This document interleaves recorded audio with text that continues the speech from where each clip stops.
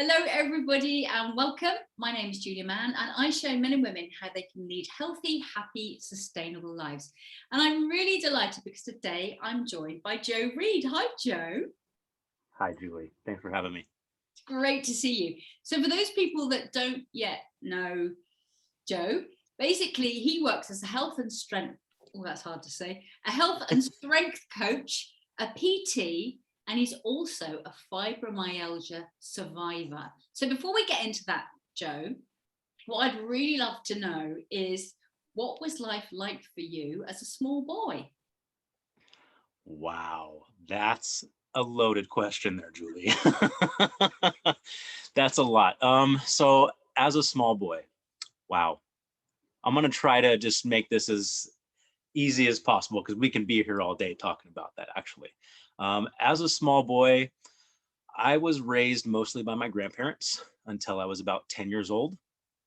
My parents were very, very young when they had me. So my mother was working. My dad was actually in prison. And I'm very lucky that I can call my grandparents more than just grandparents or more than that. They're more like parents to me.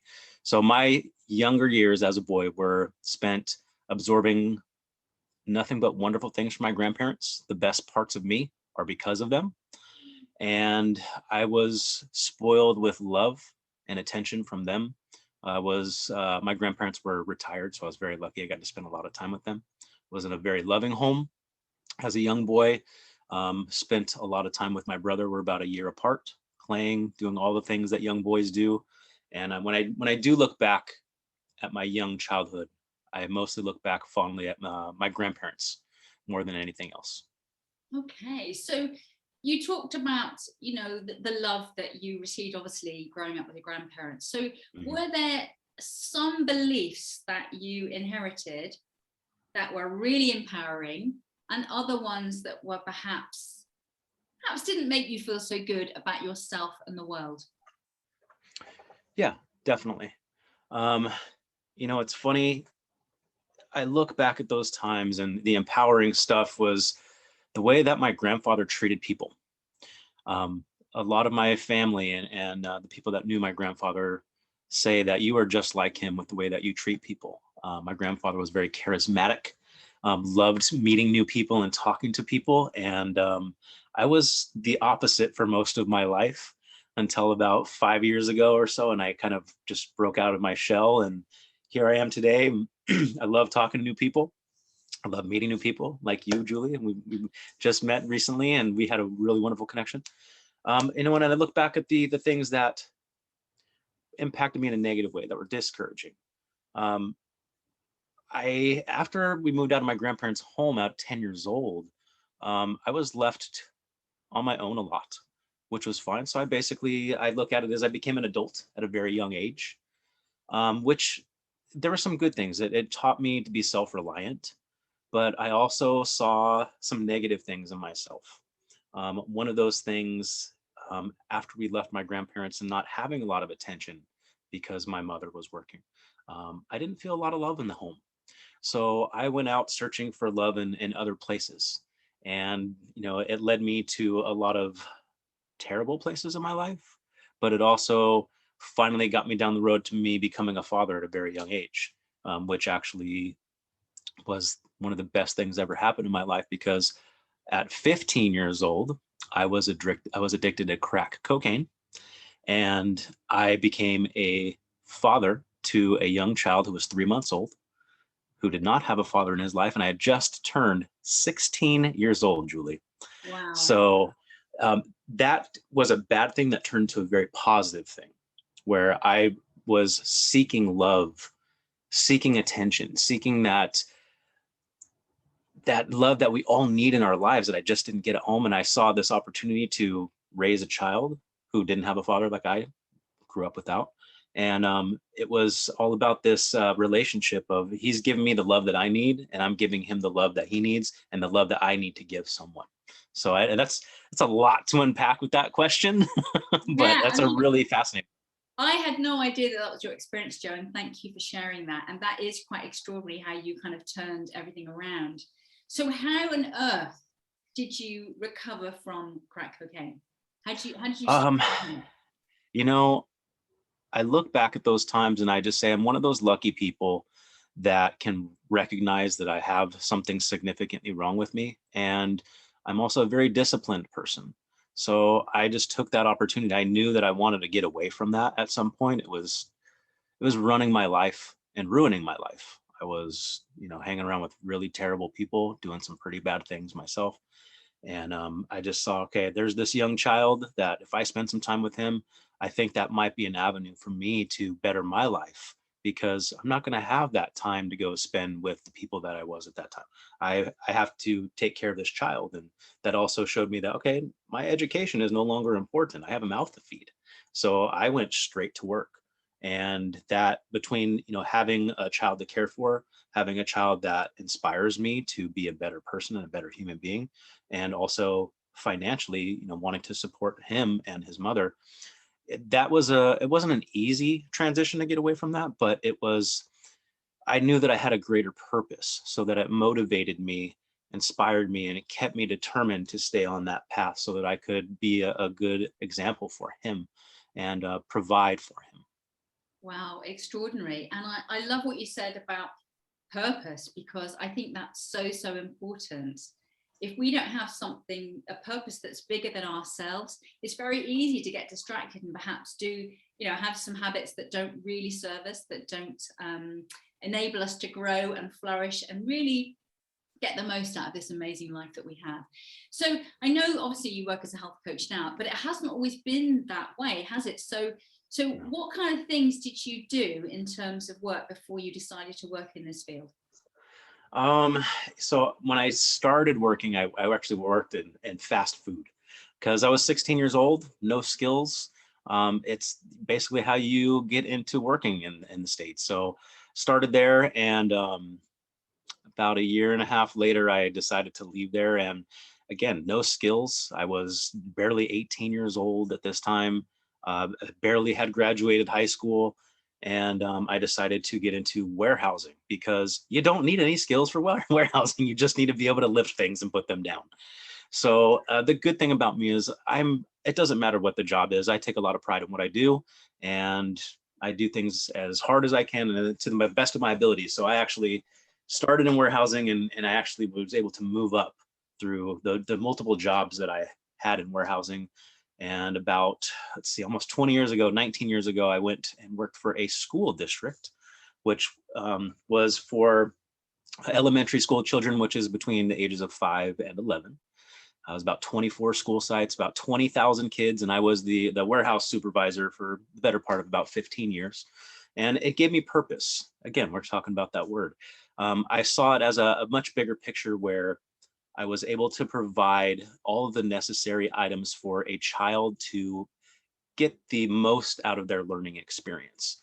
And I did warehousing for the better part of 20 years. I didn't enjoy it. I will say that I enjoyed the people that I got to work with for the most part, but always been okay with hard work. But it was the warehousing that showed me how to work really, really hard um, without getting paid very much, which is okay. And at the end of the day, I felt good about myself. But I did it for 15 years, and then I no longer could do it about 6 years ago. Wow. So I know in 2015 you had to retire from your job. Was that you were doing the warehousing? Yes. And you had to retire due to disability. So tell us what that was like for you, Joe. Ooh. Okay. Hopefully I won't cry, but if I do, that's okay. Feel free to Yeah, cry. I'm a crier, and I make Real no here. bones about it. So, at that time, wow, it never gets lost on me, Julie. I think about that time often. What it was for me was I was 36 years old, and I lost most of my physical abilities, which was a really bitter pill to swallow, considering I had worked two warehouse jobs for about 6 years. During that time, I went to school for 2 years as well. I'm just that type of person who can go, go, go, go, go. And what happened to me is I could no longer go. I could no longer perform my job physically. It created a lot of anxiety and a lot of depression. I lost my grip strength completely, couldn't even cut up my own meals, twist off a water bottle cap. I was spending a lot of my time in a wheelchair, lost most of my abilities to walk. So I became less of a human being. That's the way that I kind of looked at it. And um, it was really difficult for me to deal with. It was something that I wouldn't wish upon my worst enemy. It's something that now that I look back at it, it's given me incredible perspective. I looked at it as the biggest curse of my life. At that time, I thought I would never work again. I almost became homeless overnight after I retired. Um, but I will say the perspective that it gave me was that it made me a very strong human being. It made me a better human being. And now I don't look at it as the biggest curse of my life. I look at that time, especially as the biggest gift I've ever been given, because it gave me such a different outlook on my life. It made me appreciate so much more. It made me look at the little things in my life that gave me joy, that made my heart smile, and made me focus on those things versus what I usually did, which we all do, is focus on the negative things, focusing on, all right, how many days am I going to be in bed this time? I had this perspective shift. And as much as that time was difficult, I now look back at it as this wonderful thing that allowed me to move forward into where I am today, and allowed me to create this beautiful life that I now have. I love that, Joe, because we always in every moment have a choice about how we choose to see things. And, Correct. choosing to see it the way that you did has had your life turn out in the way that it has. And I really love that. I'm so glad that you said that. So when you talked about that, was that the start then of the fibromyalgia? That was more like the middle, actually. Um, I had been suffering at that point for the better part of, I think, 5 years, with every single day, constant pain, fatigue. So I'd say it was about the middle point. It wasn't for another, I think, maybe 2 more years of absolute misery where I really, before I had that turning point. So for people who don't really know what that condition is, fibromyalgia, can you explain what it is? Happily. So fibromyalgia is categorized as widespread musculoskeletal pain that is pretty much unexplained. Um, there's been no injury, usually, that says that you feel this pain. There's been no acute injury to a certain part of the body. As I like to say to my doctors, my pain was consistently inconsistent, and that one day it was here, next day it'd be here. It just did what it wanted to do. And I also, most people from with fibromyalgia suffer from gastrointestinal issues. They suffer from severe sleep issues. They suffer from brain fog, where they, lose their train of thought in the middle of a sentence. Those are usually the underlying symptoms that most deal with. There are a couple other things, but those are the big ones that people with fibromyalgia have to deal with. And the unfortunate part about that diagnosis, Julie, is it takes a while to get it. You have to rule out a lot of more severe conditions. And the biggest thing that is upsetting for me, as I talk to a lot of people with this condition, is there are still a lot of physicians out there who believe that it is not a real condition, that they believe that it's all made up in somebody's head, that they're lazy, they just need to get over it. And when I hear those things from people that I talk to about physicians, it lights a fire under me like you wouldn't believe. And I have no qualms about saying this. I believe that I have more information, more knowledge about fibromyalgia than a lot of physicians in this world. And I do because I have skin in the game. This affected me personally. And over 30 plus physicians told me I would have this for the rest of my life. And I now sit here in front of you, 3 years completely symptom free. And I am symptom free because I basically became my own doctor, learned everything I can about human biology and the underlying symptoms. And I think I have a pretty good understanding about those things. So it really upsets me when I hear the doctors don't believe it. It's one thing when society and the public doesn't, because they don't have the knowledge, but when a physician says that, that's the stuff that really irritates me more than anything. So I want to bring my knowledge about fibromyalgia to the world now. Amazing. So obviously you've talked about being a father. I know you're a husband too. So Yes. how did the pain of fibromyalgia and that kind of disability impact your everyday family life? That's a great question, Julie. Um, so when I began with my pain, with my fibromyalgia, I was married to a different woman than I am now. And in that relationship, the dynamics are very different than what my marriage is now. But I can also say I was a very different person then. Um, my pain with my fibromyalgia affected my relationship in a very negative way because I was constantly not only in pain, dealing with a lot of anxiety, a lot of depression, and it just spiraled. It never got any better. Um, when you are somebody that lives with constant pain, it becomes your life and you don't know any other thing, but we don't recognize how there's a ripple effect in every other part of our life. And I can say this with all honesty. I'm a very open and honest person. Um, I was not the best husband that I could have been. And it's not a good feeling to say that, but I also recognize there's some things that were out of my control. My pain being one of those things that impacted the way that I treated my previous spouse, the way I treated myself, and the way that I was able to interact positively, lovingly in a relationship.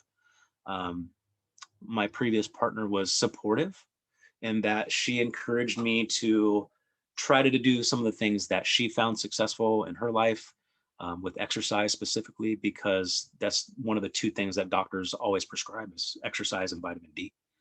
Um, but I excuse me, I have to admit, Julie, that's a very great question that you just posed. And it made me take a big, hard look at myself in a way that I really haven't in that previous relationship.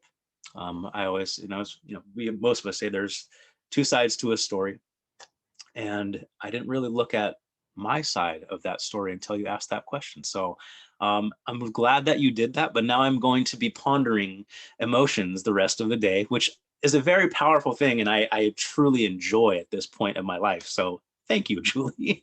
Well, thank you, Joe. And I love what you said about there being two sides to the story. Yes, there are. And we can only be responsible for our side, can't we? That all we have control over, we can't fix or change someone. It's about, we can always make changes for ourselves. So, and that can just be small things, can't it? So how did you go, Joe, from being a survivor to a thriver? Whew. All right. This is where I might cry. Julie, I have always known that I'm somebody of above average intelligence. Education was not important to me because of drugs and then raising a child. But I also know that I'm also a perpetually curious person. And when I am curious and passionate about something, get out of my way. My wife will tell this to anybody. She says, my husband is the most driven person I've ever met in my life. And I own that. I'm a very driven person. But what happened with me was, I stopped getting in my own way. I stopped doubting myself. I was given some incredible mental tools by wonderful psychiatrists and physical therapists through a pain management program that I went through. And the mental hurdles were the biggest ones for me to overcome because I really bought into that victim mentality previously, which was, all right, how many days am I going to be in bed? Why me? It's a constant cycle. And I finally had enough because I had seen that I was trying to get back to work in warehousing because I was, I retired due to disability. I was granted a pension. It was not a living wage, not even close to it. So I knew that I had to get back to work at some point because the money that my wife and I had been living off of was running out. So I tried to get back to warehousing and was getting great interviews. I just wasn't getting any job offers. And I had at that time started going to a gym and was starting to feel a little better.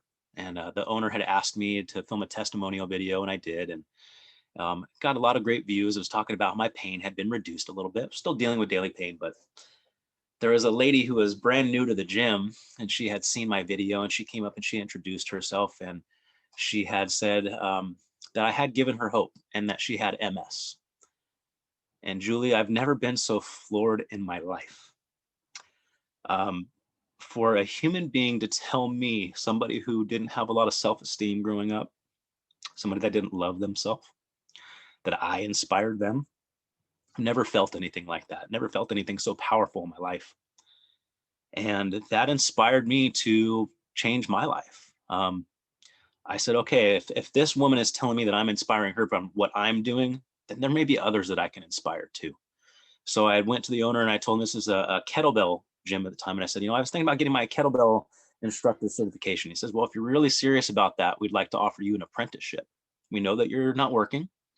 You just decide if you want to do that or not. It's open.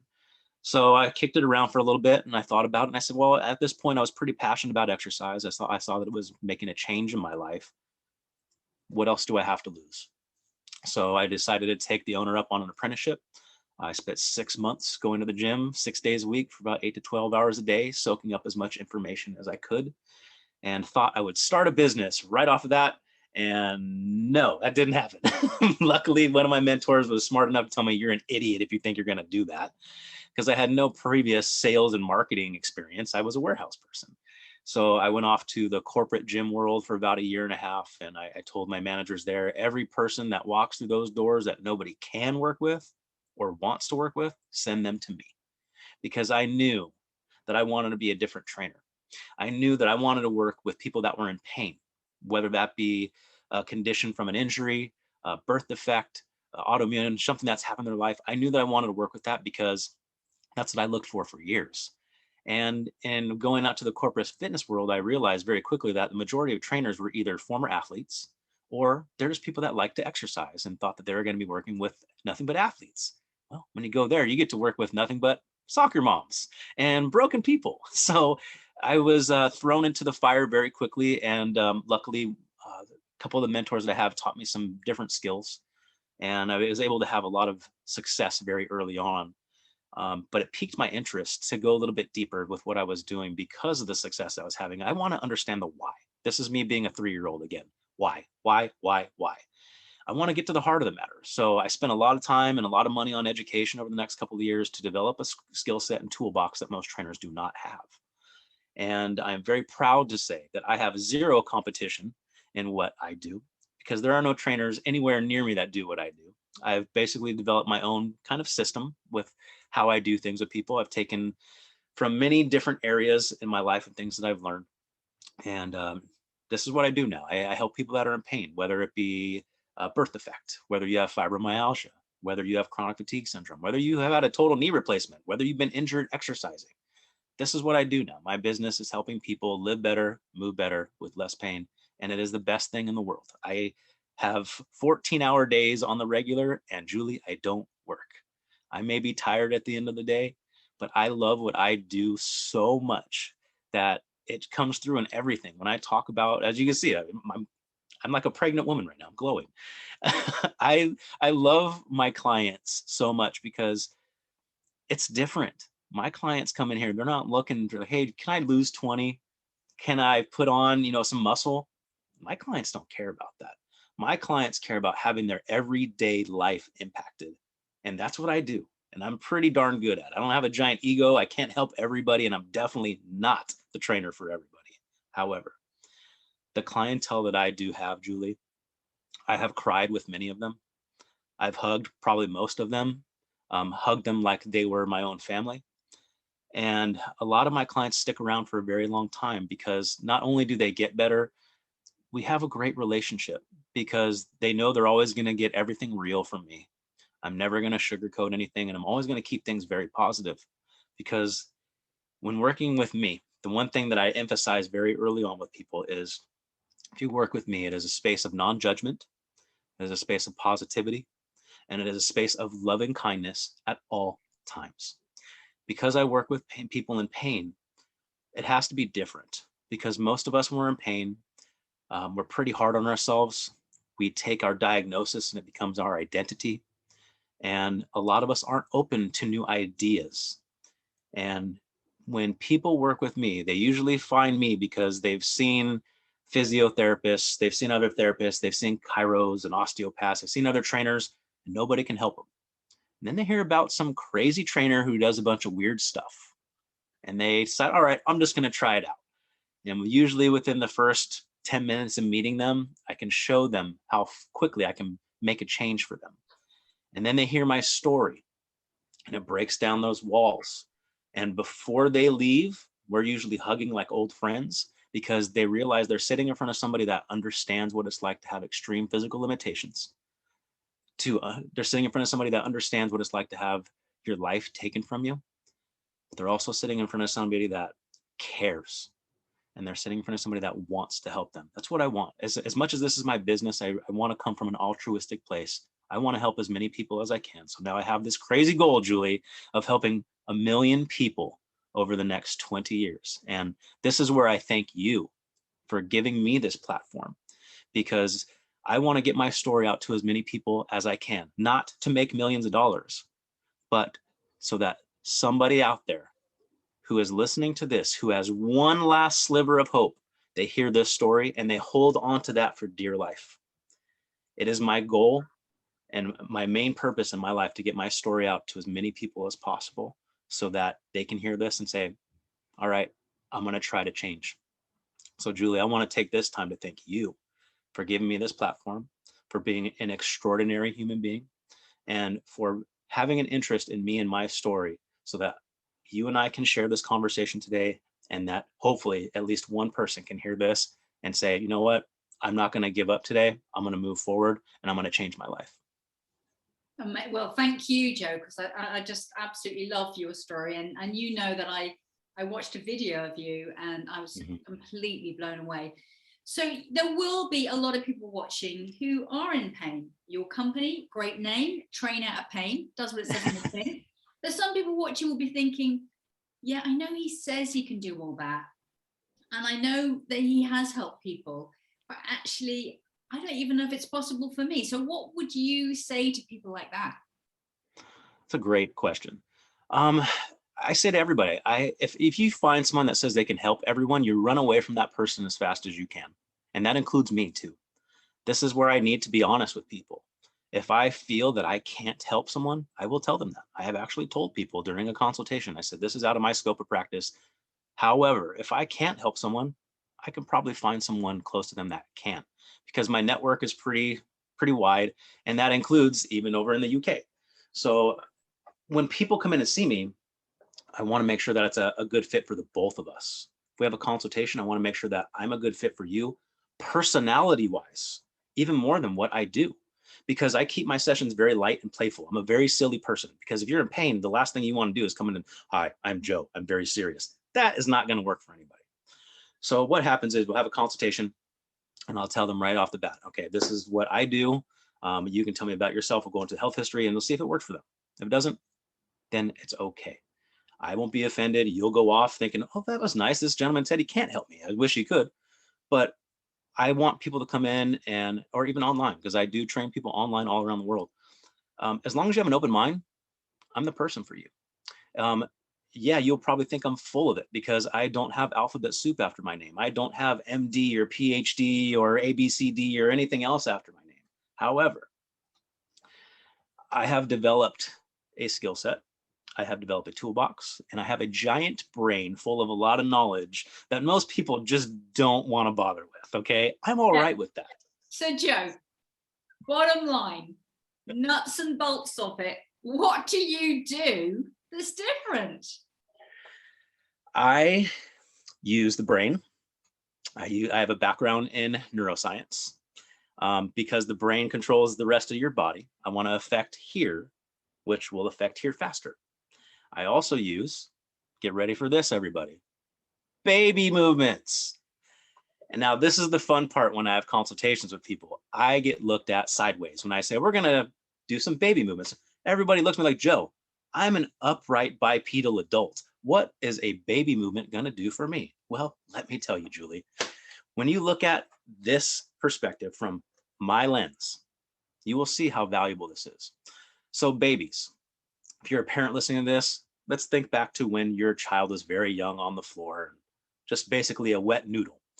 We come out of the womb with a giant head that weighs about 33% of our body weight. We can't control it.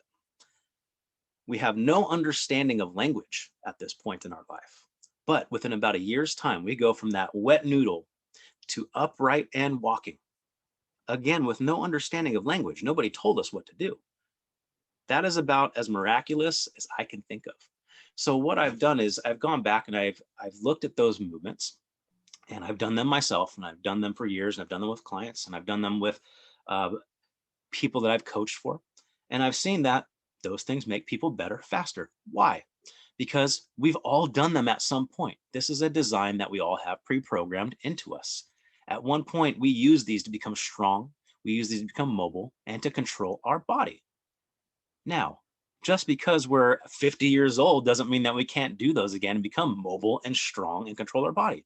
Because this is the way I look at exercise and movement. Two different things, Julie. We'll look at exercise as running or like a bicep curl. And I look at movement as just information and input for the brain. When you give the brain good information and input, it gives you good output. Well, the brain loves baby movements. It loves rocking, it loves rolling, it loves crawling, it loves keeping your head up, it loves all of that stuff.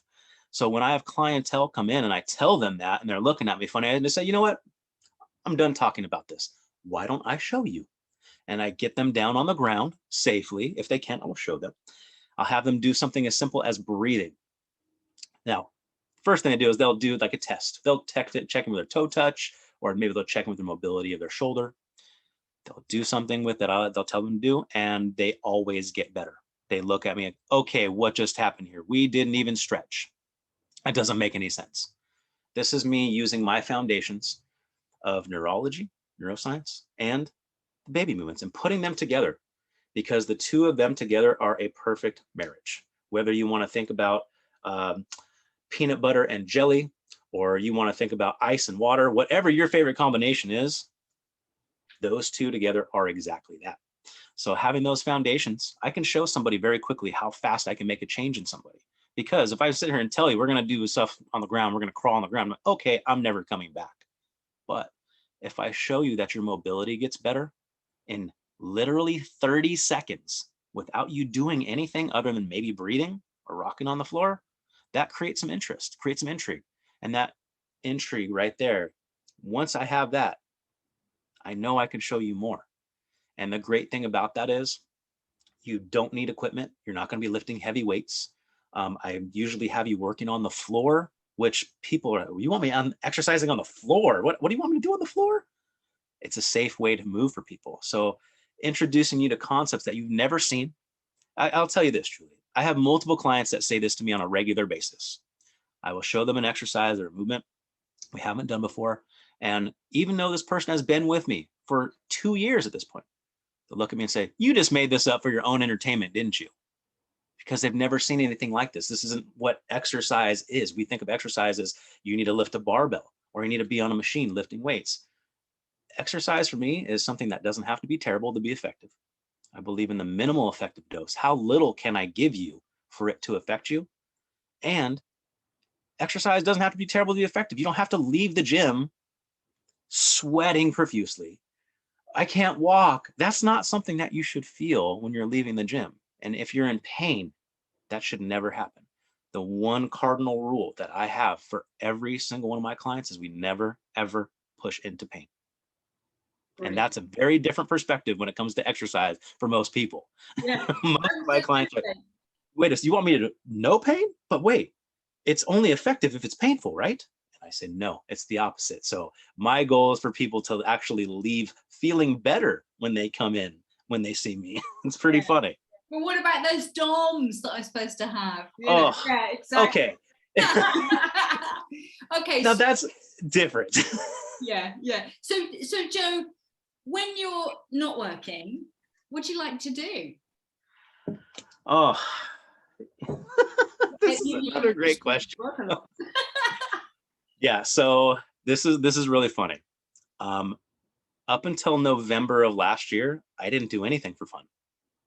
Zero. And I mean nothing. I didn't even read for pleasure, Julie. The previous 4 years of my life have been nothing but gaining knowledge and education. And that is no exaggeration. I hadn't had a vacation for 4 years. I worked either 6 or 7 days a week for 4 years straight. I have read more research papers on PubMed than anybody who isn't a PhD or MD should.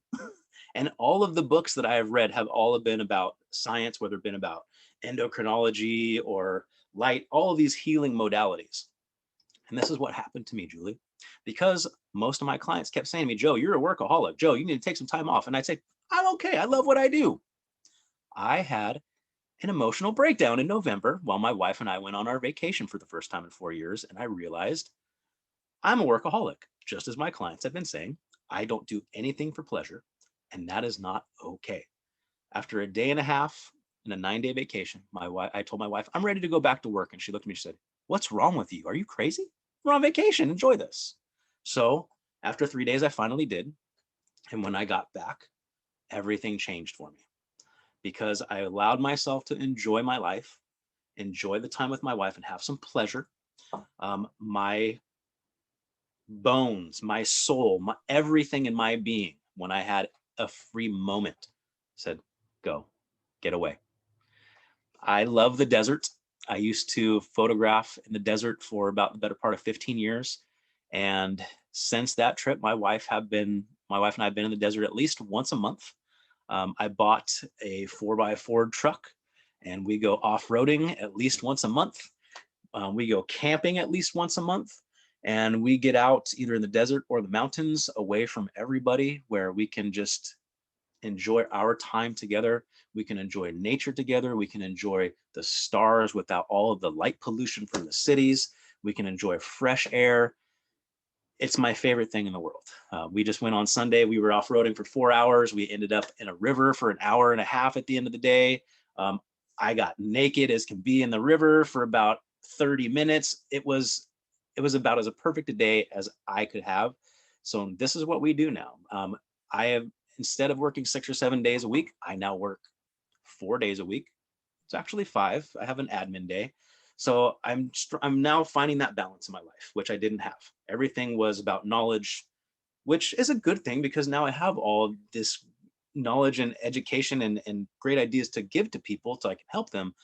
But I had to find that balance and now I have it. So it's the best thing ever. My wife enjoys all of this stuff, Julie. I was going to say, she's got her husband back. For goodness sake.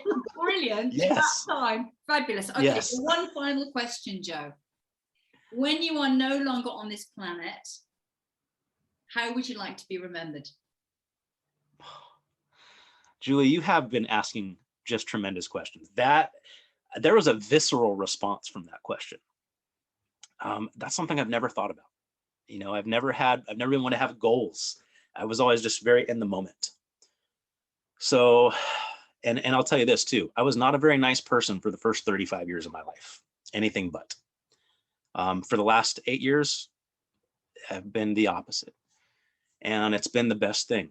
So if I had to leave one everlasting thing, it would be that I lived my life with loving kindness. Absolutely perfect. It's been a real joy talking to you, Joe Reed. Thank you so very much. My pleasure, Julia. Thank you so much again for your time. And I just want to recognize that you're a beautiful human being. You have such tremendous spirit and energy. This is why we connected as well as we did. And I just think there needs to be more people in the world like you. I appreciate you, Julie. Thank you. And everybody, I'm going to put Joe's links below, so check him out.